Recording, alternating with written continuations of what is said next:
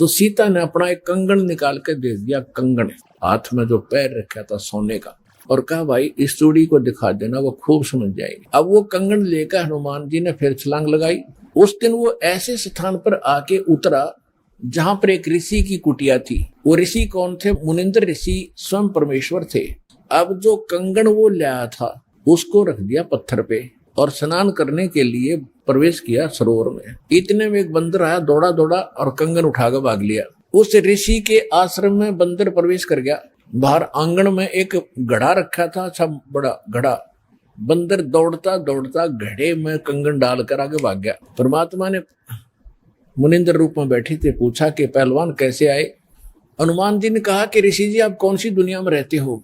मुनिंद्र जी ने कहा क्या बात है, मैं तो इसी पृथ्वी धरातल पर ही तो रहता हूँ। क्या आपको नहीं पता आज श्री राम के ऊपर कैसी आपत्ति आई है? ऐसे ऐसे उसकी पत्नी गुम हो गई थी, माता की खोज करके मैं आया हूँ। परमात्मा बोले कि ऐसे ऐसे 30 करोड़ राम हो लिए तेरे, और तेरे जैसे हनुमान यही लीला करते रहे। तो हनुमान जी ने सोचा कि ऋषि के साथ ज्यादा बहस करना उचित नहीं और अपना काम करूं और चलूं। कहने लगे ऋषि जी और बात छोड़ो आप, कि मेरे सामने एक समस्या आ गई है कि ऐसे ऐसे मैं कंगन लाया था माता के हाथ का, और वो कंगन मैं स्नान कर रहा था, बंदर ने उठा के आपके घड़े में डाल दी। तो परमात्मा बोले ले जा कंगन भाई, जा फिर अपना कर काम। कहने लगे जी समस्या ये है कि इसमें और भी बहुत से कंगन पड़े हैं और इन कंगनों में पहचान नहीं कर पा रहा हूं मैं, मेरा वो भगवान सीता जी वाला कौन सा है? परमात्मा बोले रे भले आदमी तुम लाने वाला और तुझे पता नहीं तो मैं क्या बताऊं, फिर खोज ले कौन सा है तेरा। तो चिंतित हो गया कि भगवान दया करो। परमात्मा बोले कि जौन सा चाहे वो उठा ले जा और सेम टू सेम पाओगे, इसमें कोई दिक्कत नहीं। कैसे कैसे फिर ये कंगन आए कहां से आपके पास? धनी धर्मदास, बांधवगढ़ मध्य प्रदेश। धनी धर्मदास वो महान आत्मा है जिनको परमात्मा कबीर स्वयं आकर मिले और उनसे पवित्र कबीर सागर लिपिबद्ध करवाया। धनी धर्मदास जी का जन्म हिंदू धर्म के वैश्य कुल परिवार में हुआ था। धनी धर्मदास जी के अंदर धार्मिकता कूट कूट कर भरी हुई थी। इसी कारण धनी धर्मदास जी रामकृष्ण जी के कट्टर पुजारी थे। उन्होंने एक रूपदास नाम के वैष्णव साधु को गुरु भी बना रखा था।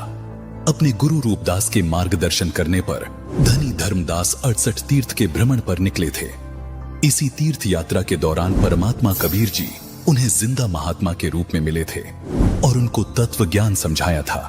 पहले तो धर्मदास जी ने परमात्मा कबीर जी का बहुत विरोध किया, परंतु परमात्मा कबीर जी के सटीक प्रमाणों को सुनने के बाद वह कबीर परमात्मा के कई बार अंतर्ध्यान होने के बाद धर्मदास जी को तत्व ज्ञान समझ आया और वो व्याकुल हो उठे। इसके बाद धर्मदास जी के बहुत विनय करने पर परमात्मा कबीर जी ने उन्हें अपना निजधाम सतलोक दिखाया व अपनी संपूर्ण जानकारी दी।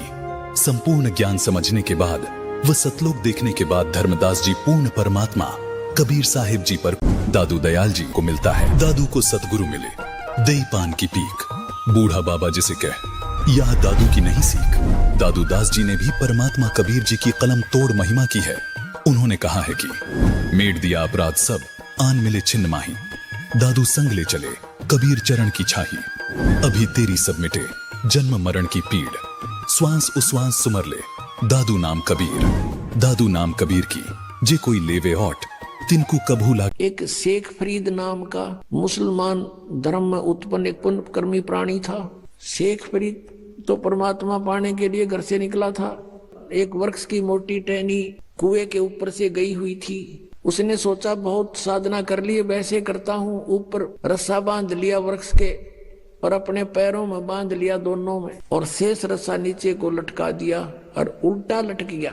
अब 12 वर्ष तक उसने उल्टा लटक के कई घंटों कुएं में साधना की और 12 वर्ष के अंदर 50 किलो अन्न खाया था शेख फरीद ने। 50 किलो 12 वर्ष में। वो बाहर आकर के कभी कभी विश्राम करता था और वो ऐसे लेटा हुआ था। कौव्या ने देखा कि ये व्यक्ति मर चुका है। वो उसके ऊपर आकर बैठ गए। शरीर पर कहीं मांस था ही नहीं। उन्हें सोची कौवों ने कि माथे पर बैठ कर इनकी आंख निकाल लेते हैं। तब वो थोड़ा सा मुंह खुला उसका, कहा कि भाई कौवो, मेरे शरीर पर कहीं मांस बचा हो उस मांस को खा लो।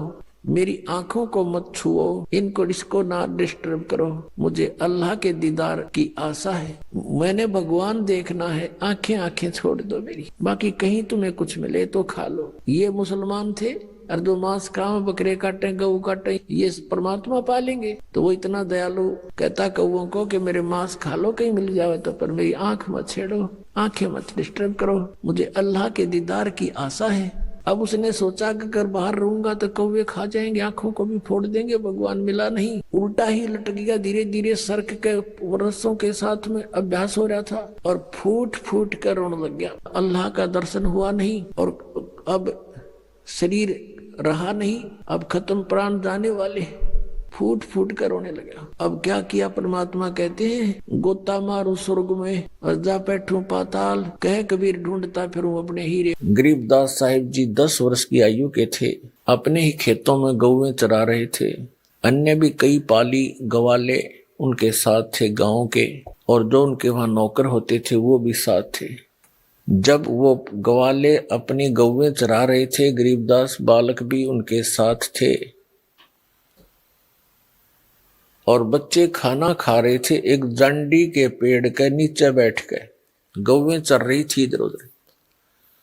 तो वो परम पिता अपना वही उद्देश्य लेकर अपने तत्वज्ञान को बताने के लिए अच्छी आत्माओं को मिलते हैं, तो वहां प्रकट हो गए। ऊपर से आकाश से आए, थोड़ी सी दूरी पर पृथ्वी पर उतरे परमात्मा और ऐसे यात्री की तरह उस फुटपाथ पर चलते हुए आ रहे हैं। पालियों ने, परमात्मा गए उसी उद्देश्य से थे, उनको राम राम बोला। सभी ग्वालों ने देखा बाबा जी आए हैं, आओ महाराज भोजन पाओ। परमेश्वर कबीर जी ने कहा कि बच्चों भोजन तो मैं पा के आया हूं, भोजन करके आया हूं अपने गांव से। उन्होंने पूछा कि आपका गांव कौन सा है बाबा जी, आप तो साधु संत फकीर हो। तब परमात्मा ने कहा था कि 16 शंख पर हमरा तकिया, हम गगन मंडल के जिंदा, हुक्म हिसाबी हम चल आए, काटन काल का फंदा। हमारा जो गांव है यहाँ से 16 शंख कोस की दूरी पे है, सतलोक नाम है उसका। तो बच्चों ने कहा जी खाना खाकर आए हो, अच्छी बात है, लेकिन हम अतिथि को बगैर कुछ आतिथ्य किए, सत्कार किए जाने नहीं देते, हमें पाप लगता है। आप खाना नहीं खाओगे तो दूध तो पीना ही पड़ेगा। तब परमात्मा ने कहा भी ठीक है, दूध पिला दो, मैं कंवारी गाय का दूध पिया करता हूँ। तो बच्चे दूसरे जो पाली थे बड़े बड़े सभी मिलकर कहने लगे कि महाराज आपकी दूध पीने की नीयत नहीं है, आप तो मजाक करते हो।